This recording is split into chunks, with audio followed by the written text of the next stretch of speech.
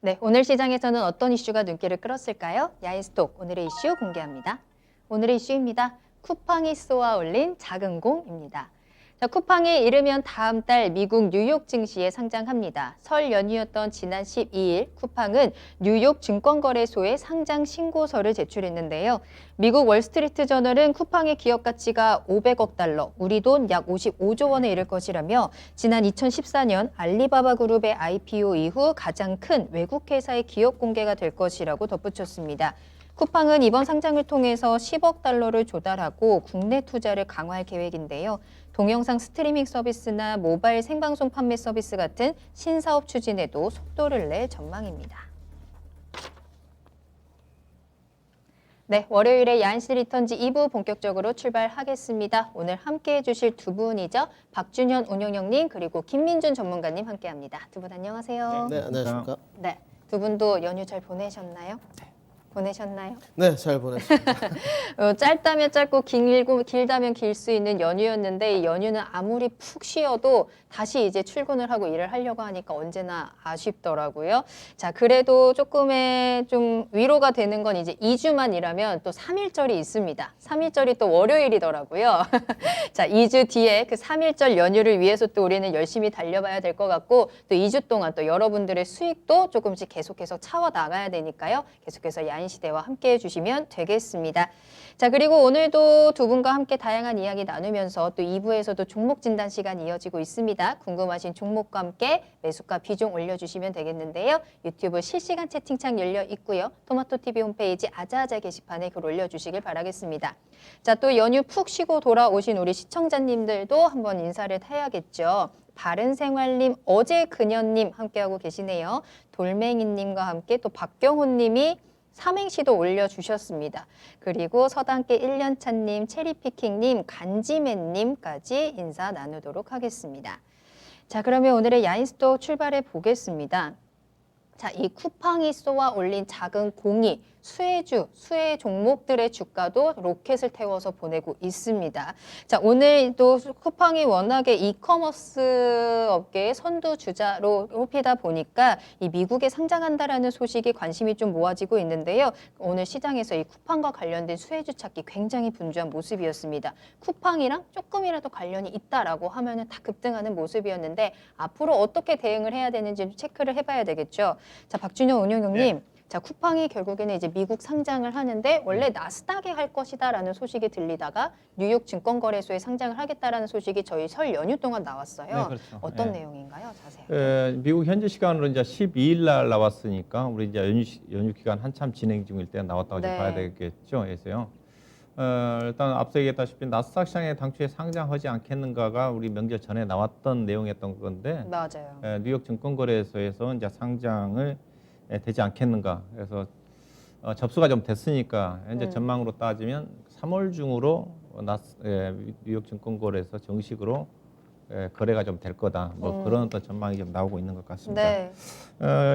이제 주목을 받는 이유 자체가 상장되게 되면 저도 깜짝 놀란 게 시장 가치가 적게는 30조 원에서 뭐 55조 원 정도까지 그러니까요. 가치가 올라갈 거다. 음.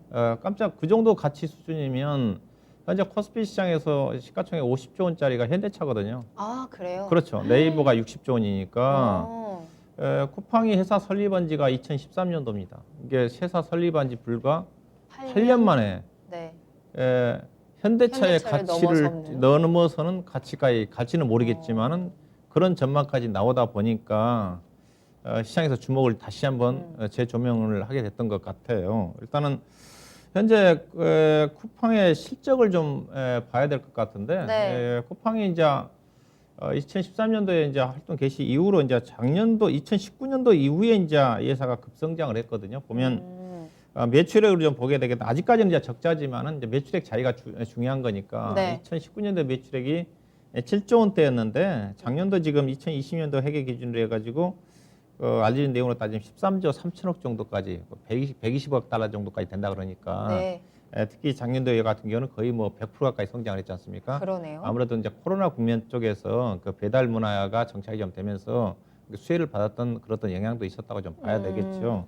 그렇지만 아직까지 보시다시피 쿠팡 같은 경우는 지금 적자가 누적 적자가 거의 지금 3조 원대입니다. 그러니까요. 그럼에도 2018년도에 1조 1,383억 적자 났고, 그다음에 2019년도 같은 경우 7천억 정도, 작년도 같은 경우도 5천억 정도 적자가 났음에도 불구하고 이렇게 주목을 하는 이유 자체가 쿠팡 자체가 결국은 아마존처럼 아마존에 이제 비교를 해가지고 얘기를 많이 하거든요. 네. 아마존이 2003년도에 미국 시장에 상장이 될 때 이제 그때와 비교를 좀 하는데 제2의 이제 쿠팡 자체가 아마존처럼 한국을 중심으로 해가지고 크게 보게 되면 동남아 쪽에 아마존에 동남아 쪽에 성장을 주도할 수 있는 그런 기업으로 성장하지 않겠는가. 이제 그런 기대감 같이 이제 반영이 되면서 시장에서 상당히 긍정적으로 평가를 하고 있는 것 같습니다. 현재 쿠팡 같은 경우는 국내에서만 지금 영업을 하고 있지 않습니까? 그렇죠. 국내 현재 고객 수가 보니까 1,485만 명이더라고요. 작년 기준으로 해가지고. 그러니까 우리나라 인구로 따지면 거의 뭐 20, 30%, 30% 정도가 네. 쿠팡에 가입을 해가지고 회원 활동을 하고 있다는 측면이니까. 그래서 우리나라로 따지면 거의 이제 어느 정도 이제 시장 이제 보수로 보신 분들은 충분히 우리나라 이커머스 시장 자체에 30% 정도까지 가입이 좀 됐으면 어느 정도 성장은 많이 된 게 아닌가 그런 또 전망도 좀 있어요. 그래서 네네. 결국은 다른 외부 쪽에 우리나라 외에 다른 쪽에 동남아 쪽에 해외 쪽에 할로를 찾아야 되는 게 아닌가 그래야 그렇죠. 성장하지 않겠는가 그런 또 부분도 있는데 이제 주목을 받고 있는 이 자체는 적자가 남에도 불구하고 작년도 이제 매출액이 급성장을 했고 그다음에 이제 아마존이 도입하고 있는 물류 서비스라고 할 수 있는 필먼트 서비스를 하고 있다는 쪽이죠. 그게 네. 이제 상품을 자동 입고해서 재고 관리하고 배송하는 것까지 자동 운송 시스템이거든. 그게 이제 원가 절감이 좀 되면서 이게 급속도로 좋아지는 그런 시스템이니까 그걸 도입을 했기 때문에 그 부분에 대한 긍정적인 현재는 적자가 나지만은 향후에 회사가 빠르게 성장을 할 거다. 또 그런 어떤 기대치 자체가 현재 시장에서 주목을 받고 있는 게 아닌가 봐야 될 것 같습니다. 저도 쿠팡 꽤 자주 이용하는 편이거든요. 로켓 배송이 정말 네, 그렇죠. 어마어마하기 그렇죠. 때문에 네, 그렇죠. 진짜 빨리 와요. 그래서 오늘 시청자분들께서도 쿠팡 한 번쯤은 다 이용해 보셨을 것 같은데 이제 국내에서 벗어나서 좀 해외 쪽으로도 만약에 조금 더 상권을 넓힌다면 앞으로 그런 가치들이 조금 더 커지지 않을까라는 기대감들. 자, 무려 55조 원이라는 기업 가치가 평가가 되면서 조금 더 주목을 받기 시작했습니다. 자, 김민준 전문가님, 원래는 앞서도 말씀드린 것처럼 나스닥에 상장을 하겠다라는 거였잖아요. 그 이유 중에 하나가 적자 때문이었는데 적자 규모가 조금씩 줄어들고 있다? 뭐 이런 쪽으로 좀 자신감이 생겨서 뉴욕 증권거래소로 옮긴 건지 뉴욕 증권거래소에 상장하는 이유도 또 따로 있을 것 같아요. 뭐 뉴욕 증권거래소에 상장되면 이제 부르거든요. 김범석 의장과 지금 뭐 강한승 씨인가요? 대표가 공동으로 돼 있는데 이제 그 단상위에 올라가게 됩니다. 근데 일반인들 출입이 전혀 금지되고 이제 국가별로만 임대가 돼 있거든요. 아쉽게도 이제 한국은 없습니다. 부스가 없고요. 거기 이제 CNN 뉴스 앵커가 딱 앉아있고 정말 가문의 영광이죠. 또 축하 파티, 샴페인 탁 뚜껑 열어서 파티를 하거든요. 자신감인 것 같아요. 쿠팡의 자신감인 것 같고 나스닥은 이제 뉴욕 가게 되면 이제 브루클린 다리를 전하면 타임스퀘어 가는데 거래소가 있고요. 그다음에 이제 뉴욕 거래소 같은 경우는 월스트리트에 있는데 거리는 좀 됩니다. 보통 이제 뉴욕 도착하면 거의 35분가에 있거든요. 나스닥 거래소는 걸어서 갈 수 있는 거리예요. 근데 이제 뉴욕 거래소는 그래도 이제 뉴욕 도시 노란 택시를 타고 이제 가야 되는 거리인 것 같은데 자신감의 표출이라고 봐야 될 것 같고요. 그다음에 이제 저는 아쉬운 부분이 우리나라에 상장을 하지 왜 그쵸. 뉴욕에 했을까? 근데 기업의 오너 입장이라면 이 부분도 좀 이해가 가요. 특히나 이제 뭐 많이들 유수화가 좀 됐는데 이제 차등 의결권이죠. 창업주의 네네. 권리를 좀 보호해주는 이런 차등 의결권을 인정하는 미국의 어떤 문화, 법률이 좀 한몫을 한 게 아닌가 생각이 들고 있고요. 뭐 셀트리온의 이제 소정진 대표가 그런 말도 했었죠.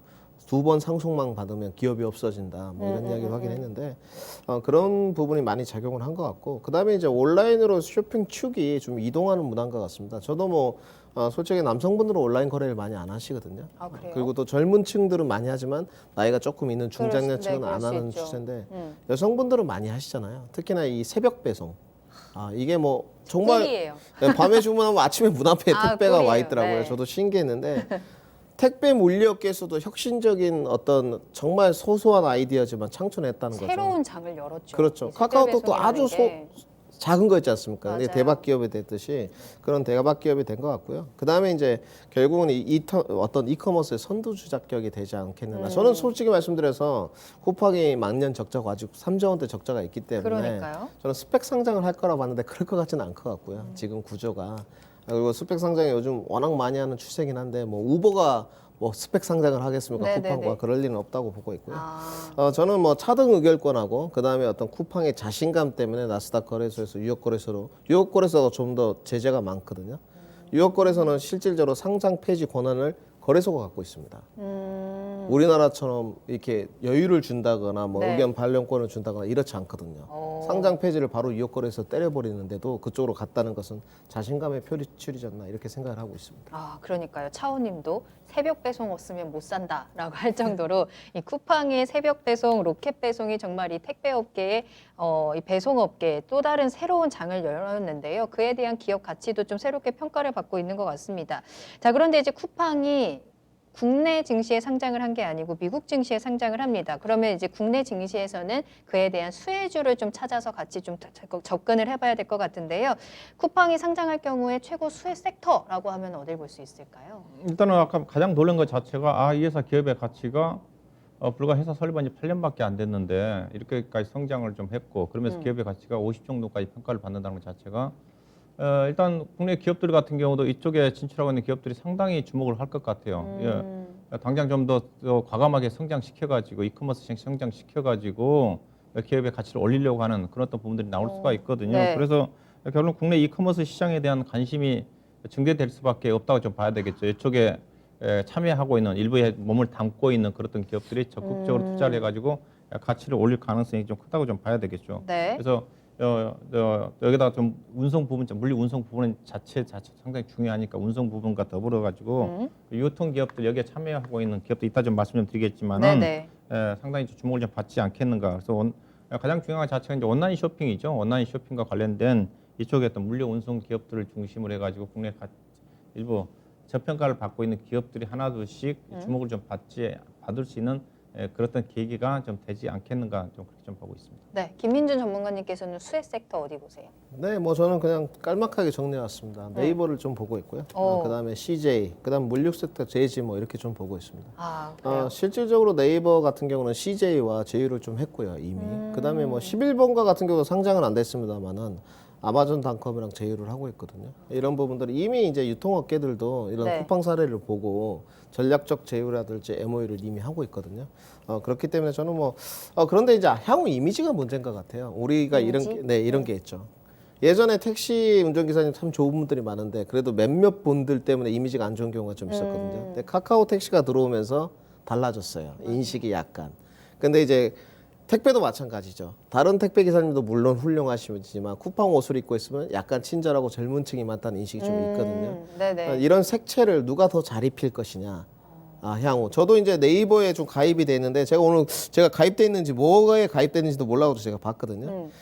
네이버 플러스라는 겁니다. 이게 월에 이제 4,900원을 내고 있는데 아, 알아요. 네, 그렇죠. 적립금 더 주고. 그렇죠. 네이버로 쇼핑을 하게 되면 그죠, 5% 맞아. 적립을 맞아, 해줘요. 맞아요. 이게 좀 획기적이거든요. 5% 적립이면 뭐 음악을 더 볼 많이나 수도 주는 있고, 거예요. 맞아요. 네, 많이 주는 거 있죠. 이미 시작을 하고 있습니다. 대기업들은. 근데 향후에 대해서 이제 이미지를 누가 좀 더 친절하고 좋은 이미지를 과연 입히느냐 이 싸움이 될 것으로 저는 생각을 하고 있습니다. 알겠습니다. 좀 주목해봐야 될 부분인 것 같네요. 자, 그렇다면 수혜 종목들을 좀 조금 더 구체적으로 살펴보도록 할게요. 수혜주, 탑픽 종목 어떤 거 보세요? 일단은 이쪽에 이제 성장을 하기는 하는데 워낙 경쟁이 좀 이제 치열하거든요. 특히 여기 이커머스 시장 자체는 우리가 네이버에서 그 포털에서 알 수 있듯이 1등 기업만 살아남는 쪽이거든요. 네네. 일단은 쿠팡이 좀 치고 나갔으니까 쉽게 이제 1등 기업을 따라잡기 위해서 좀 쉽지는 않을 거겠지만은 그래도 추월할 수 있는 그런 능력 있는 그런 기업들이 분명히 있을 것으로 좀 봐요. 그래서 가장 뭐 대표적인 회사가 저도 보기에는 네. 네이버 쇼핑이 가장 경쟁력이 있죠. 아까 지금 포인트 적립을 통해 가지고 근데 이제 중요한 자체는 지금 쿠팡의 경쟁력 자체가 물류 서비스지 않습니까? 물류 서비스. 아까 그러니까 빨리 오는 풀필 먼트 서비스를 통한 빠른 배송, 물류 서비스 유통망 자체가 얼마만큼 갖춰질지 모르겠지만은 네이버 쇼핑이 가장 네이버가 관련된 네이버 쇼핑이 가장 음식이고 그다음에 제가 주목하는 자체는 이마트입니다. 이마트가 지금 이마트요? 쑥닷컴이 지금 새벽 배송을 하고 있지 않습니까? 네네네. 이마트도 이제 조금 전에 쿠팡 같은 경우도 로켓 배송 새벽 배송을 하면서 매출액이라든가 사용자 급증을 했거든요. 이게 이마트 쑥닷컴 같은 경우도 작년도 주목을 했던 자체가 새벽 배송을 시작을 하면서 가입자가 보니까 2019년도에 280만 명이었는데 작년 연말 기준으로 해가지고 380만 명으로 거의 30% 넘 36%까지 증가가 됐더라고요. 올해도 더 증가가 좀 되겠죠. 그다음 매출액 자체도 2019년도에 2조 9천억인데 3년도 3조 9천억까지 올라가면서 그래서 이제 이마트가 최근 들어서 시장에 주목을 좀 받고 있는 쪽이거든요. 아직도 이마트 같은 경우는 네. 뭐 이게 숙탁금 같은 경우는 이마트가 지분을 50% 정도 가지고 있는 회사니까 그래서 아직도 자산 가치에 비해서 지금 뭐 50% 정도 할인을 좀 받고 있는 부분이 있기 때문에 또 이마트의 어떤 경쟁력을 감안한다 한다면 충분히 네네. 적극적으로 투자를 한다 한다면 쿠팡을 따라잡을지 모르겠지만 2등 기업으로서 충분히 이마트가 생존할 수 있는 쓱닷컴으로. 뭐 그런 쪽으로 좀 전개가 되지 않겠는가 그렇게 봐야 될 것 같고요. 물류 네. 쪽에서는 아무래도 가장 핵심 자체가 뭐 쿠팡의 물류 유통을 담당하고 있는 동방이 좀 되겠지만 동방이 좀 될 것 같고요. 그다음에 이제 이마트와 관련 쪽은 이제 CJ 그룹 쪽이니까 CJ 대한통이라든가 이런 좀 물류 기업들의 운송과 관련된 네. 경쟁력을 가지고 있는 종목들이 앞으로 좀 주목을 좀 받지 않겠나 좀 보고 있습니다. 알겠습니다. 운용님께서는 이제 관련 탑픽 종목으로 네이버 그리고 쓱닷컴으로 인한 이마트 그리고 CJ 대한통운 동방까지 좀 체크를 해주셨네요. 김민준 전문가님께서는 탑픽 종목 어떤 거 보실까요? 네, 저는 동방 예주기라서 동방 뽑았습니다. 네, 동방 뽑았고 이제 뭐 네. CJ 대한통운 같은 경우 저도 좋게 보고 있어요. 이마트가 CJ. 저는 뭐 밸류에이션 전문가는 아니지만 저는 밸류를 그래도 많이 신경 쓰는 편이거든요. 운영님도 아마 밸류에이션이나 실적 부분 때문에 이걸 뽑았을 거예요. 근데 저는 아직도 CJ 대한통운이나 이마트는 여력이 있지만 네. 저는 이런 후발주적인 물류업계들 유통업체들의 쿠팡 잡기라는 쉽지 않다고 보는 쪽이고요. 이제 늦었죠. 좀 어이없을 거예요. 왜냐하면 CJ라든지 이마트 이름만 들어도 대단하지 않습니까? 네. 네이버라든지. 그치. 근데 엉뚱하게 지금 쿠팡이 나스닥 직접 상장을 가버렸기 때문에 추후에 국내 상장을 해도 아마 이 기업들이 저는 후발주자밖에 안 된다고 보는 쪽이에요. 쿠팡이 정말 물류업계를 다 먹었습니다 이제. 택시를 봐도 마찬가지죠. 지금 다른 택시들이 카카오 택시를 역전하기는 어렵거든요, 맞아요. 실질적으로. 맞아요.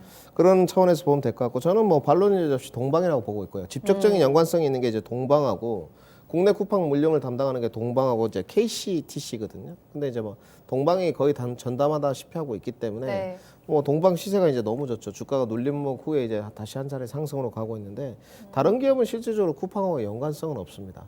이제 뭐 CJ 대한통운이라든지 네이버라든지 실질적으로 다른 후발주자들이 얼마만큼 이제 개선을 한 다음에 부각이 될 것이냐 이 싸움인 것 같고 저는 뭐 주가는 더 올라갈 수 있다고 보는 쪽이에요. 그쪽으로는. 뭐 네이버 같은 경우에 쿠팡이 아니더라도 워낙에 다른 쪽에 모멘텀도 그렇죠. 가득한 기업이기 때문에 이번에 그게 좀 히트작인 것 같아요. 아까 제가 말씀드렸던 네이버에서 추진하고 있는 네이버 플러스 월간 이용권이 적립 포인트도 5%고 음악도 실질적으로 300곡이 그래요? 네, 무료거든요. 네이버 전 바이브. 그거 광고 뜰 때 할까 말까다 안 그러니까 했는데 저는 이제 중장년층이니까 이커머스에 원래 좀 관심이 별로 없었거든요. 솔직히 이제 온라인보다는 오프라인 매장을 많이 이용하죠.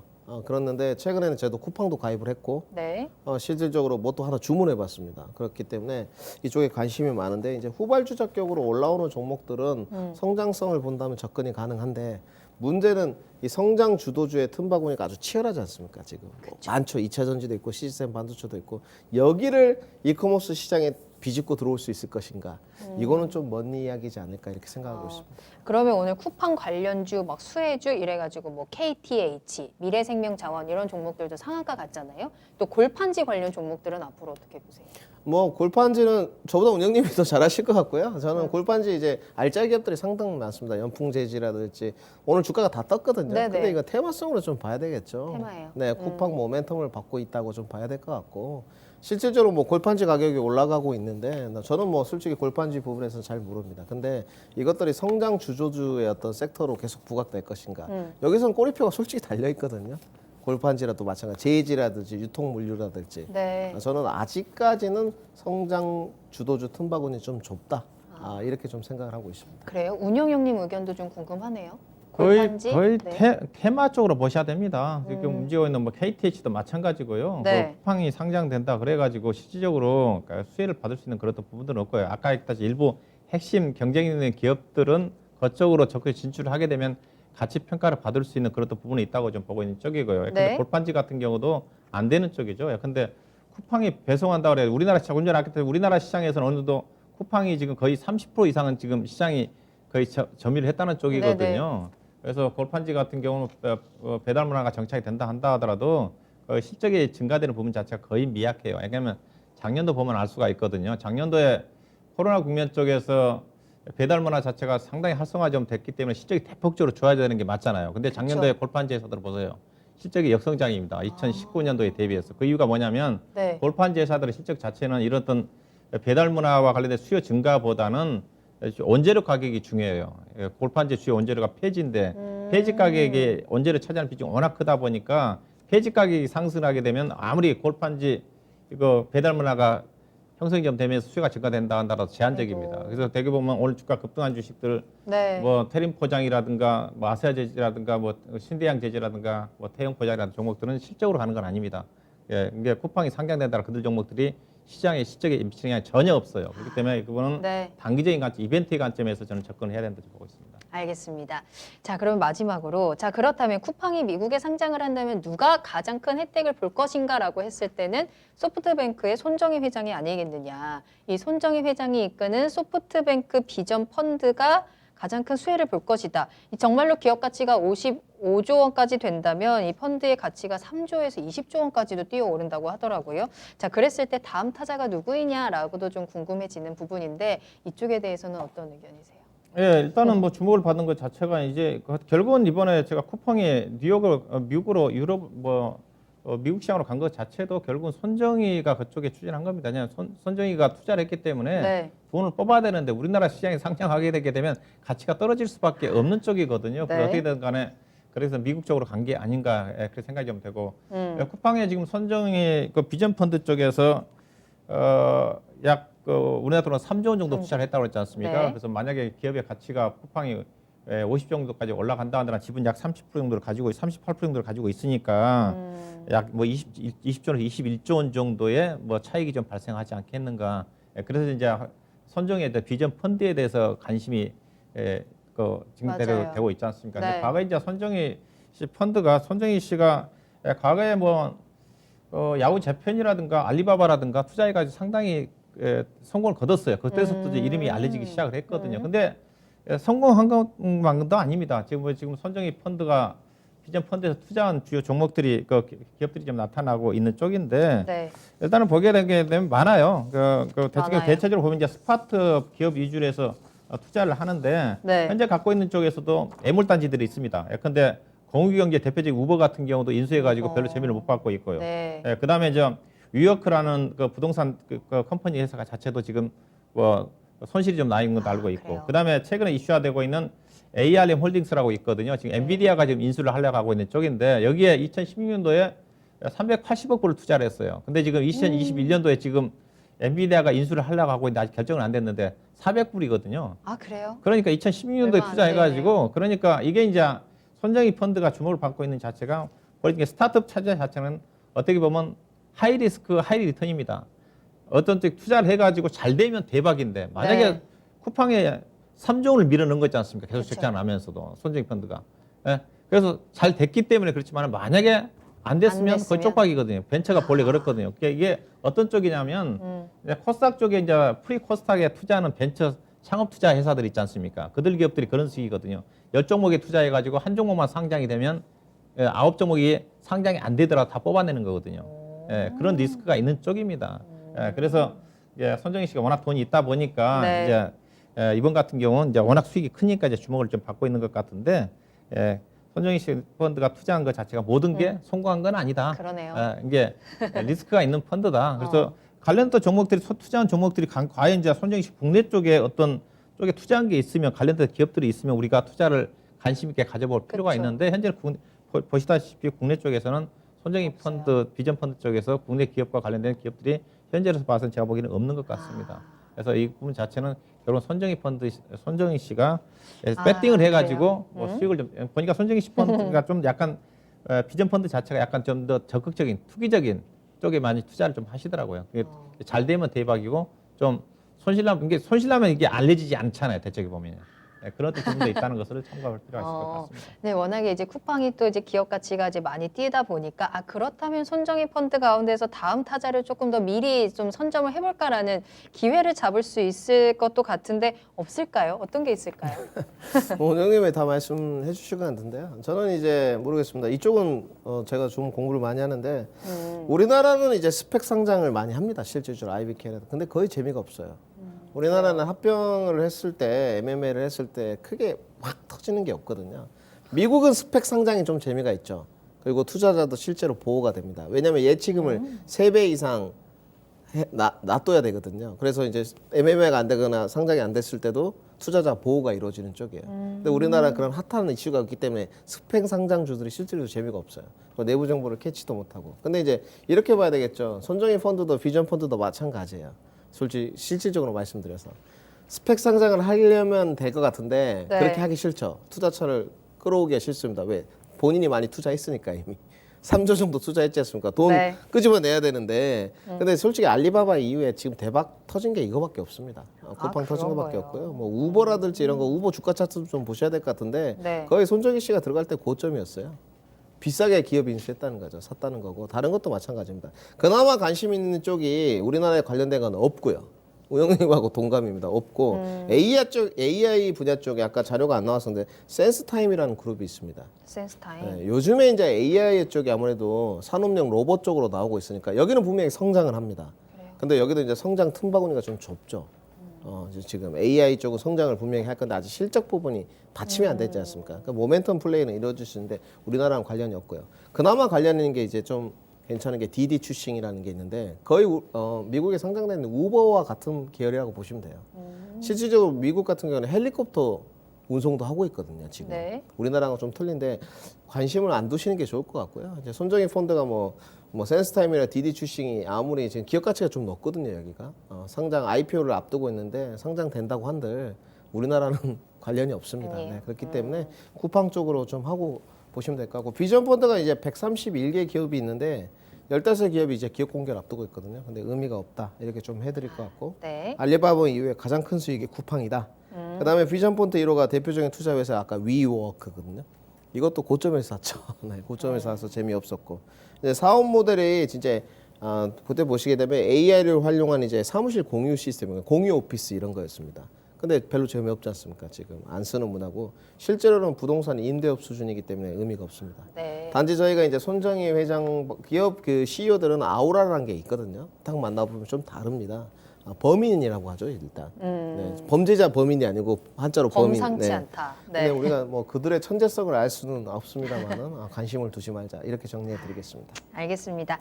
자, 오늘 두 분과 함께 쿠팡에 대한 이야기 나눠봤습니다. 국내 이커머스 업계의 선두 주자인 만큼 이 쿠팡의 뉴욕 증시 상장이 앞으로 좀 어떤 움직임을 이끌어 나갈까 주목이 되는 부분인데요. 관련 종목들 좀 잘 대응해 보시면 좋을 것 같네요. 야인스통 여기서 마무리하겠습니다.